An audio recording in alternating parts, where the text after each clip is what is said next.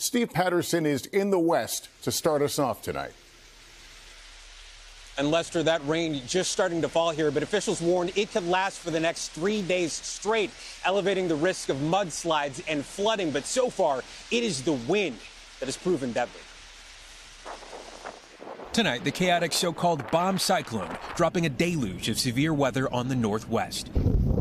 The storm packing hurricane-force winds with gusts up to 80 miles an hour, snarling traffic, downing power lines, and uprooting trees.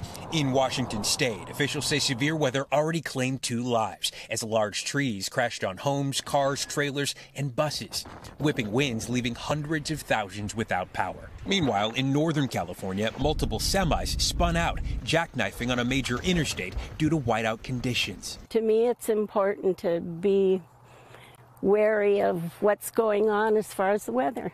The power of the cyclone is so large, satellite imagery captured it from space. Authorities now bracing for the impact of an atmospheric river, a narrow band of intense moisture expected to douse the region with a fire hose of rainfall, with totals up to 15 inches over the next 48 hours in parts of California and up to 5 feet of snow in the mountains. Climate experts say these weather events are growing larger and lasting longer, meaning more intense periods of rain. Flashlights, batteries, water, canned goods, I'm all stocked up.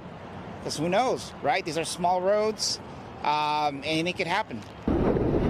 Residents across the West, already worn and restless, now bracing for more bad news as that ominous skyborne river stares down. Steve Patterson, NBC News.